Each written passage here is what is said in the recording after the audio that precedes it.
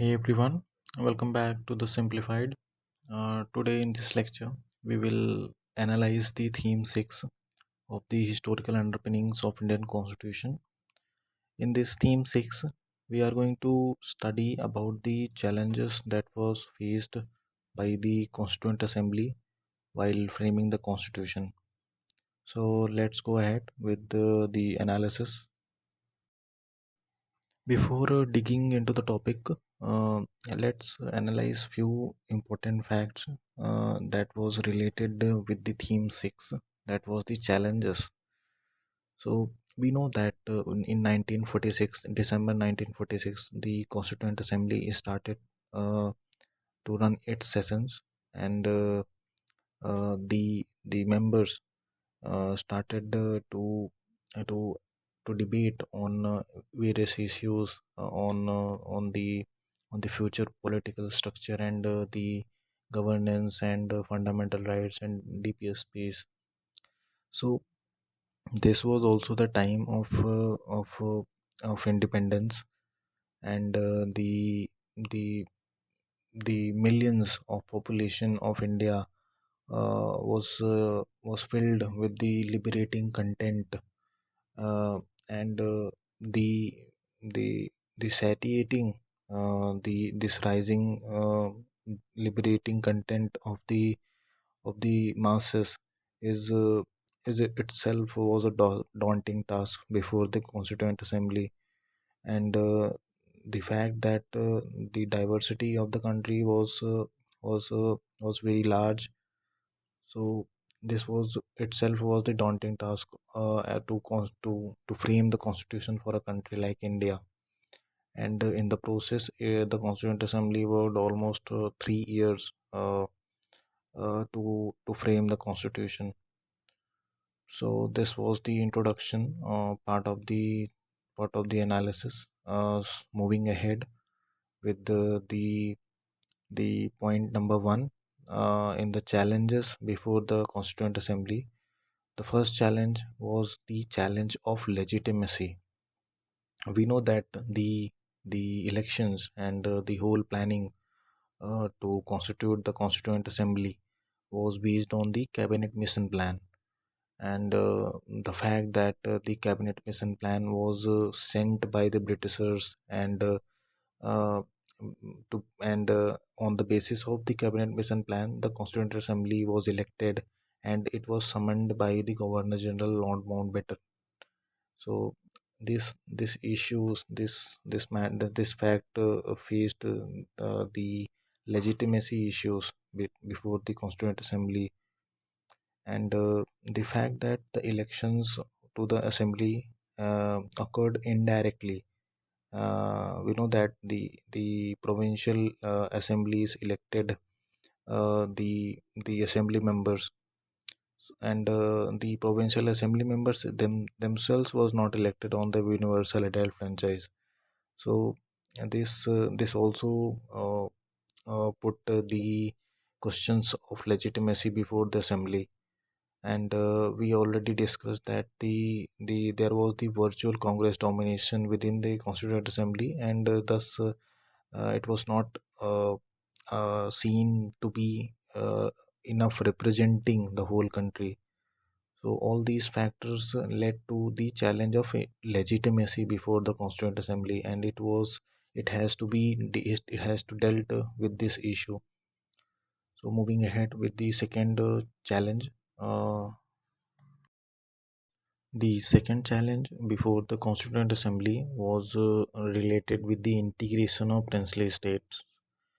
Uh, we know that the when the Britishers were deciding to leave the country, uh, the subcontinent was divided between the British provinces, which was directly ruled by the Britishers, and the princely states, uh, which were ruling uh, in the country, and that princely states constituted about 40% of India's geography and 23% of its population.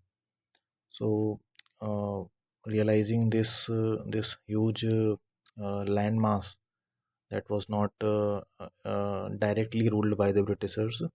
So this was the challenge before the Constituent Assembly to integrate the whole nation.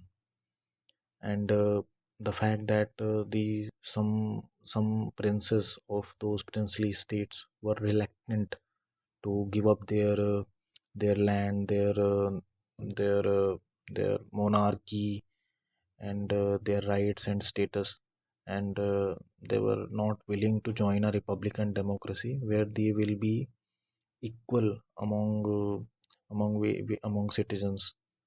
So convincing them and making them the part of the union uh, was a challenging task before the Constituent Assembly. Uh, this was the second point in the challenge. Moving ahead, the third is related with the diversity of opinions and thoughts that was present in the Constituent Assembly. Uh, if we analyze the classification of ideological thoughts that was present in the Constituent Assembly, we can find out there was mainly three schools of thoughts. First was related with the Gandhian ideals, that was advocating for the uh, a reconciliation between the reformism and revolution, and traditionalism and the modern elements. And so this was the reconciliating ideology, that was the Gandhian ideals. And most of the constituent assembly was reflecting this, represented uh, by the Jawaharlal Nehru, etc. And the second group was consisted of the leftist thought, and inside that leftist thought also there were two categories. The first was advocating for the violent revolutionary transformation, although this was very less in the number. And the other was more or less represented by the Congress Socialist, who believed in a peaceful transition through parliamentary democracy. So, and the third group of ideological thought was the rightist group, that was represented by the Vallabhbhai Patel, and they were representing the interest of the bourgeoisie, that was the landed class. So all these individuals and ideological opinions were there in the inside the assembly, and the assembly has to reconcile among all of them, and to reach at a consensus on every provisions and on every issues was a very challenging task before the constituent assembly. So they they had to undergo rigorous discussions, heated debates, and to find an agreement about various topics. And we already discussed the assembly sometimes failed to reach at a consensus on certain issues. So they left it for the future generation, and sometimes left it open ended. We already discussed about this. So this was the third point in the challenges. Moving ahead, the next is related with the idea that this was the time of independence, and the independence movement for the country led to the rising aspirations of the masses, and to fulfill those aspirations, among various limitations about the resource capacity, and the situation of the country's economy was very bad at that time.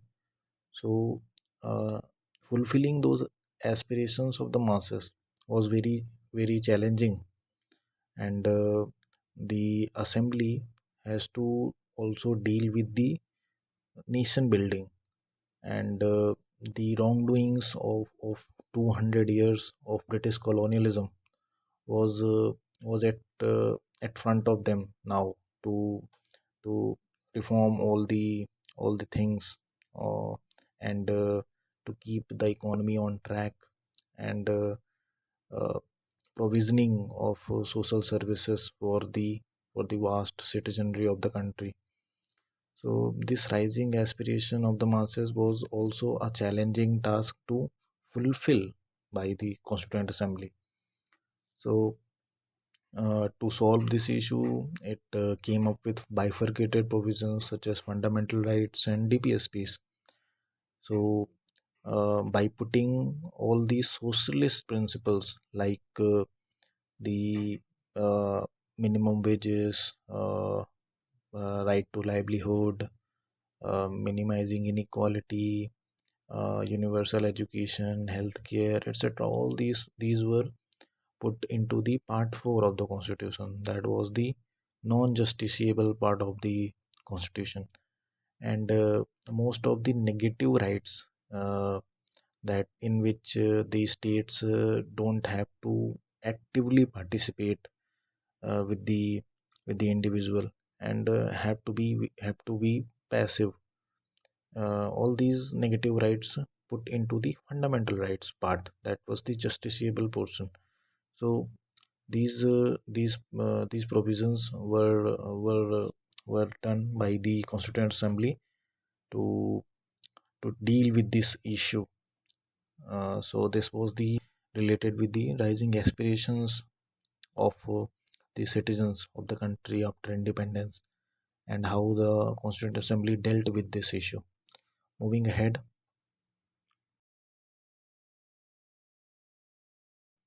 the next is related with the issue of minorities.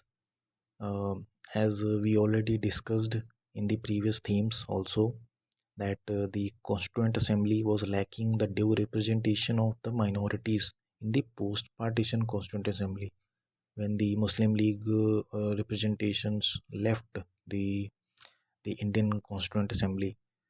And furthermore, the minorities was facing the hostile environment also in the country. So as the framers already opted for a secular constitution, and in between these hostilities, they had to provide the rights to minorities because they already opted for the secular constitution. So accommodating the demands of minorities, uh, between all these turmoil of partition and the horrors of partition, this was the challenges before the assembly, uh, as there were major backlashes also, uh, uh, for various provisions in the constitution that was made for the minorities and their rights.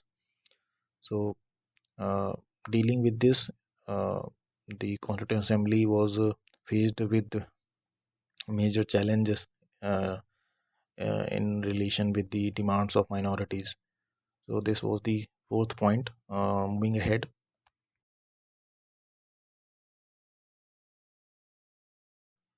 apart from the challenges we discussed, there were major lengthy processes that made the framing process very challenging for the assembly.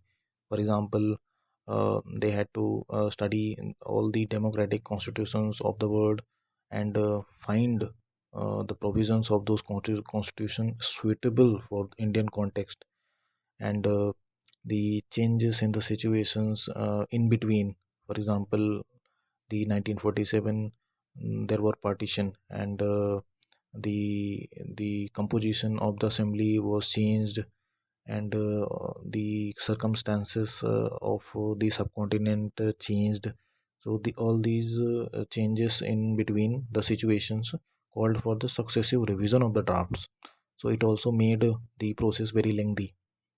And also the various critical issues on which the assembly was facing a hurdle in reaching at a consensus. For example, the federal autonomy, how much centralizing tendencies there has to be, and how much autonomy the center should give to the states, and the role of judiciary in post-independence period.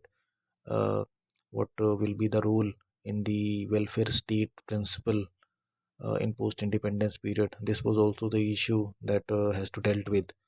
Uh, the next is the issue that the in the post-partition period, the Constituent Assembly was also working as a parliament also uh, uh, before the election of the first general election happened in 1952.